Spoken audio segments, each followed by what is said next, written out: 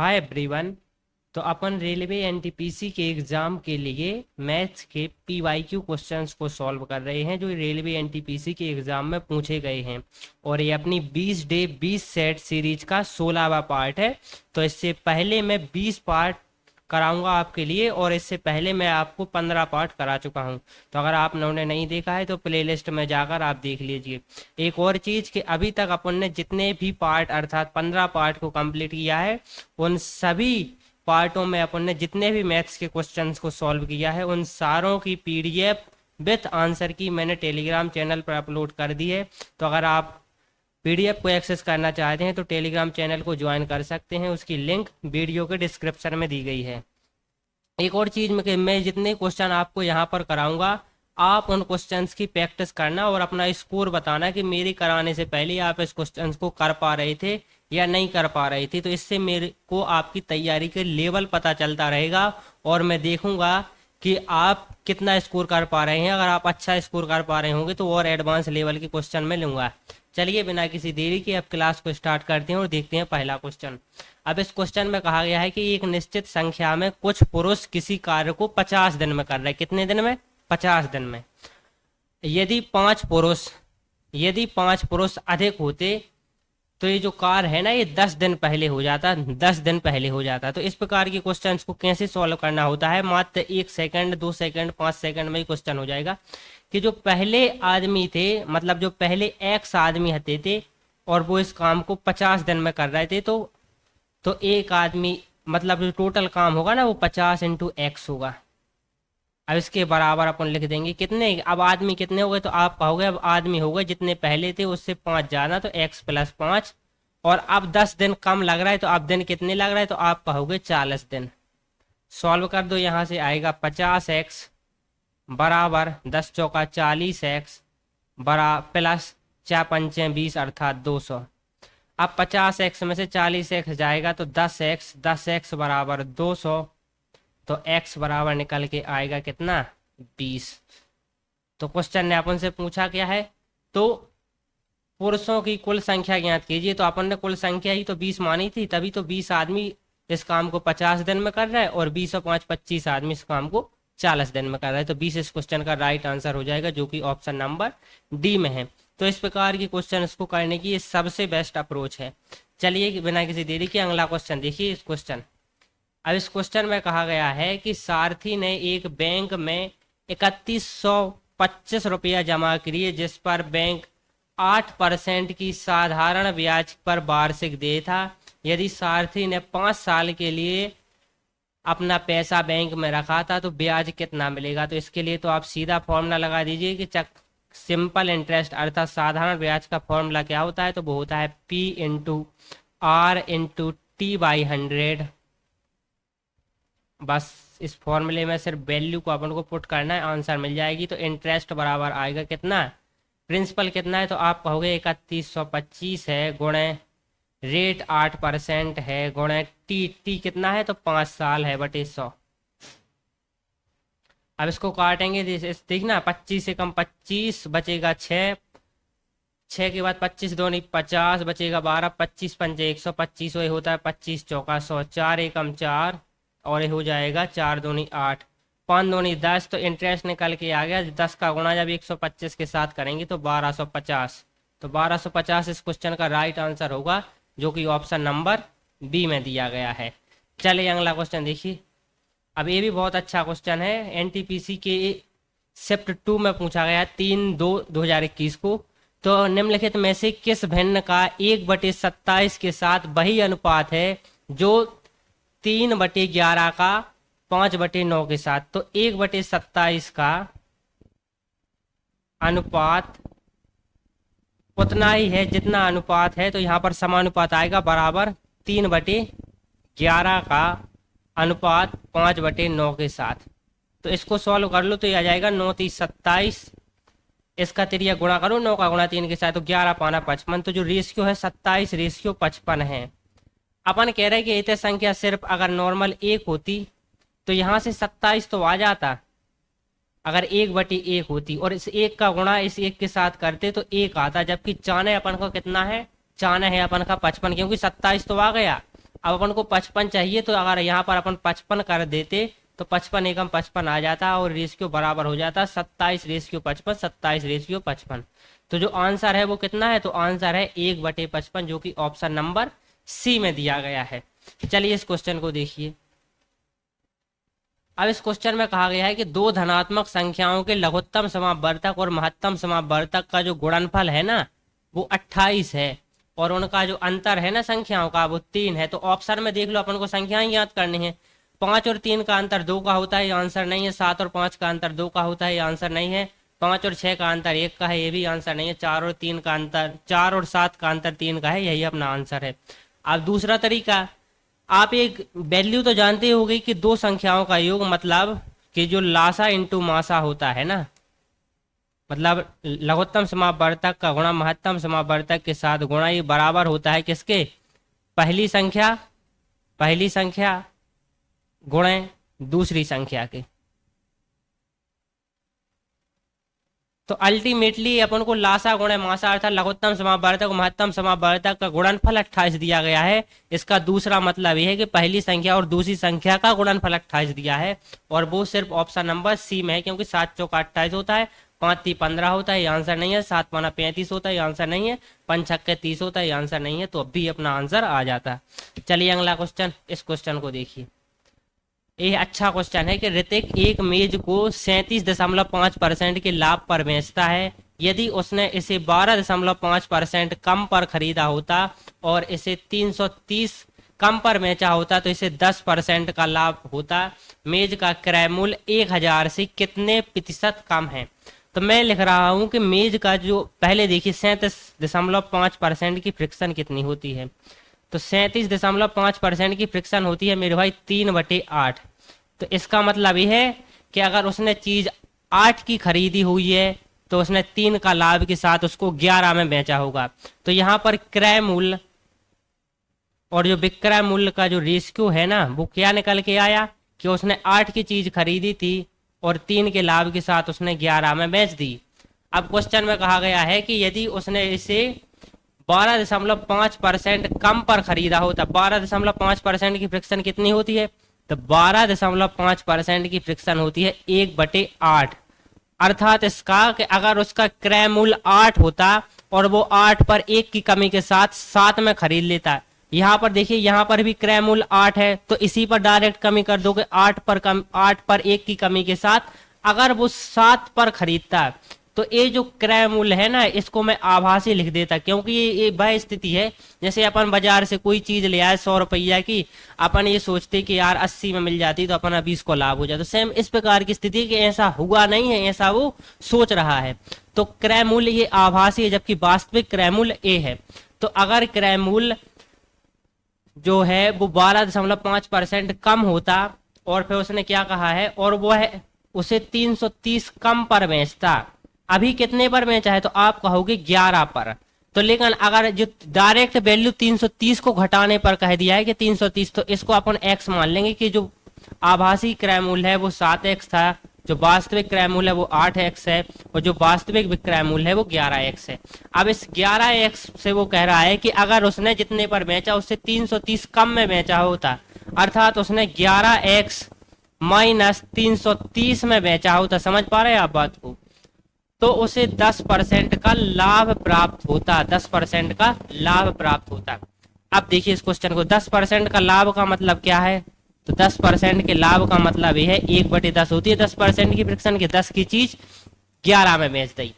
तो अब अपन को इसके आभासी क्रय मूल्य और ये जो आभासी विक्रय मूल्य निकल के आया ना ए, इससे अपन को सॉल्व करना है कि अगर आभासी क्रय मूल्य 7x है तो वो कह रहा है कि इसको अपन 11x माइनस 330 में बेचते, तो जो 7x है ना तो ये आभासी क्रय मूल्य है, तो जो 10 होगा ना वो आभासी क्रय मूल्य होगा, क्योंकि 1/10 का लाभ उसको तब हो रहा है जब वो इस प्रकार की स्थिति बना रहा है। तो 10 अपन जो आभासी विक्रय मूल्य है ना वो 10 से 11, तो इसको सॉल्व कर दो। 11 7 77x बराबर, अब 11x में इसके साथ करेंगे तो आ जाएगा 110x माइनस 3300। सॉल्व कर दो। अब इस 77 को इस साइड लाएंगे, इस 3300 को उस साइड लाएंगे तो 3300 प्लस में हो जाएगा और 110 में से 77 जाएगा तो 33 आएगा। तो 33x बराबर वैल्यू आ गई कितनी, 3300। तो x की वैल्यू आ जाएगी कितनी, x की वैल्यू यहाँ से 100 आ जाएगी। तो x की वैल्यू अपन को 100 मिल गई। अब अपन को सबसे पहले वास्तविक क्रयमूल्य, वास्तविक क्रयमूल्य कौन है, 8x है, तो वास्तविक क्रयमूल्य है कितना, 800 हो जाएगा, क्योंकि 8 इंटू एक्स बराबर कितना निकाला अपन ने, 100। अब उसने पूछा है कि मेज का जो क्रयमूल्य है ना वो 1000 से कितने % कम है। तो आप जानते होंगे कि 1000 का 800 जो होता है वो 80% होता है। 800 जो होता है ना वो 1000 का 80% होता है। अगर इसको अपन परसेंटेज में बदलेंगे 80%, तो ये 1000 का 80% है, तो कितना नहीं है, 20% नहीं है। ये इस क्वेश्चन का राइट आंसर हो जाएगा। चलिए अगला क्वेश्चन देखिए, उसने पूछा है कि 1000 से कितने % कम है। तो कितने % कम है, आप कहोगे 80% है, 20% नहीं है। देखिए इस क्वेश्चन को, अब इस क्वेश्चन में कहा गया है कि अब से 6 वर्ष बाद कीर्ति की आयु उसके भाई कुणाल की आयु की दोगुनी हो जाएगी, किंतु 4 वर्ष पहले उसकी आयु उस समय कुणाल की आयु की 4 गुनी थी।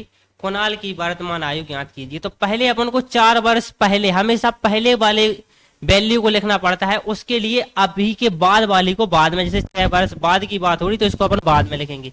पहले देखिए कि 4 वर्ष पहले, तो 4 और इस वर्ष पहले के लिए मैं इस प्रकार का साइन लगाऊंगा, कीर्ति लिखूंगा और कीर्ति का भाई, तो भाई लिखें दे रहा सिंपल, कि 4 वर्ष पहले स्थिति ऐसी थी कि अगर कीर्ति, अगर उसके भाई की आयु 1 थी तो कीर्ति की आयु 4 थी। उसमें क्वेश्चन में स्पष्ट कहा गया है कि 4 वर्ष पहले उसकी आयु उस समय कुणाल की आयु की 4 गुनी थी, तो उसका भाई का नाम कुणाल है, नाम भी लिख लो कुणाल। अब देखो ना कि अब 6 वर्ष बाद, 6 वर्ष बाद स्थिति ऐसी हो जाएगी कि उसकी भाई की आयु की दोगुनी रह जाएगी कीर्ति की आयु। तो अब देखना कि 4 वर्ष पहले और 6 वर्ष बाद के बीच का अंतर 10 साल का होता है। जैसे मैं कई बार एग्जांपल लेके भी समझाता हूं कि वर्ष 2000 से 4 साल पहले 1996 और 6 साल बाद 2006 के बीच का अंतर 10 साल का होगा, 10 साल का। तो इसके बटे में लिखेंगे अपन 10 और इसके बटे में लिखेंगे 10। अब इसका तिर्यक गुणा करेंगे इस प्रकार से, तो 10 का गुणा 1 के साथ करेंगे 10 आएगा, और 10 का गुणा 2 के साथ करेंगे तो 20 आएगा, और फिर अपन इसमें से 20 में से 10 को घटाएंगे तो क्या आएगा, 10। तो ये जो 10 वैल्यू होगी वो किसकी होगी, 4 का गुणा जब 1 के साथ करेंगे 4 आएगा, और जब 2 का गुणा 1 के साथ करेंगे तो 2 आएगा। बेसिकली तिर्यक गुणा करना होता है, एक बार नीचे और एक बार ऊपर। तो 4 एकम 4, 2 एकम 2, 4 में से 2 घटा दो तो कितना बचेगा, 2। तो 2 की वैल्यू 10 है तो 1 की वैल्यू कितनी होगी, 5। तो एक रेशियो की वैल्यू अपन ने 5 निकाल ली। तो अपन से क्वेश्चन ने क्या पूछा है कि कुणाल की वर्तमान आयु, तो जो एक रेशियो है ना इसकी वैल्यू आ गई 5 वर्ष, 5 वर्ष। अब देखना कि उसने कुणाल से अपन की वर्तमान आयु पूछा, ये जो आयु अपन ने बता रहे हैं ना, जब 5 साल, वो 4 साल पहले थी। अभी उसकी आयु 5 वर्ष प्लस 4 वर्ष के बराबर कितना, 9 वर्ष हो गई होगी, 9 वर्ष, जो कि ऑप्शन नंबर बी में है। चलिए अगला क्वेश्चन देखिए, ये क्वेश्चन, अब इस क्वेश्चन में कहा गया है कि एक महिला 40 किलोमीटर पर आवर की गति से गाड़ी चलाकर 4 मिनट पहले ऑफिस पहुंच जाती है, जबकि वह 5 मिनट देरी से पहुंचती है यदि वह 32 किलोमीटर प्रति घंटे की गति से गाड़ी को चलाती है। तो उसके द्वारा तय की गई दूरी क्या है।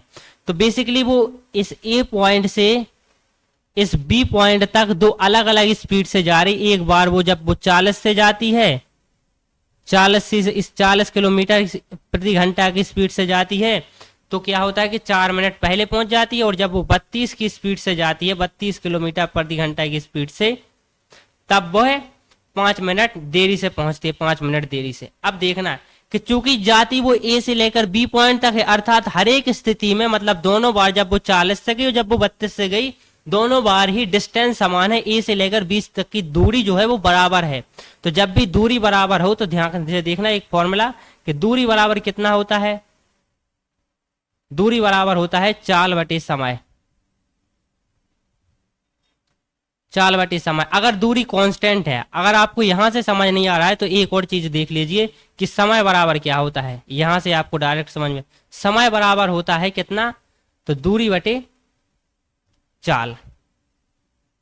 अगर दूरी कांस्टेंट हो जाए, अगर दूरी कांस्टेंट हो जाए तो समय का रेशियो चाल के रेशियो के जस्ट उल्टा होता है। तो यहां पर जब वो एक बार A1 की, अब इसको नाम दे रहे हैं कि एक बार A1 की स्पीड और एक बार B1, तो A1 में जब वो 40 किलोमीटर प्रति घंटा से गई और एक बार 32 किलोमीटर प्रति घंटा से गई, तो उनकी स्पीड का रेशियो 40 रेशियो 32 है। तो उसके जो समय का रेशियो होगा ना वो जस्ट उल्टा होगा, वो होगा 32 रेशियो 40। तो इसको सॉल्व करेंगे, 8 चौका 32, 8 पंचे 40। इसका मतलब ये है कि जब वह 40 की स्पीड से जा रही थी तब उसे 4 समय लग रहा था, और जब वो 32 की स्पीड से जा रही थी तब उसे 5 समय लग रहा था। तो इस 4 समय और 5 समय के बीच कितना समय है, तो आप कहोगे कि 4 मिनट पहले और 5 मिनट बाद, तो टोटल 9 मिनट का अंतर है। 9 मिनट का अंतर है 4 से लेकर 5 तक के बीच में। तो अर्थात 1 यूनिट की वैल्यू 9 मिनट आ गई, तो 4 यूनिट की वैल्यू कितनी, 4 की नहीं निकालेंगे क्योंकि 36 से अपन को दूरी निकालने में दिक्कत होगी। तो 45 से 1 की वैल्यू 9 मिनट है, तो 5 की वैल्यू कितनी होगी, तो 45 मिनट। 45 मिनट। तो इस 5 की वैल्यू के ऊपर स्पीड देख लो कितनी है, तो आप कहोगे 32 किलोमीटर प्रति घंटा। अगर अपन इसको 1 की वैल्यू 9 मानते हो और 9 का गुणा 4 के साथ करें तो 36 मिनट आता, तो तब स्पीड 40 किलोमीटर प्रति घंटा होगी।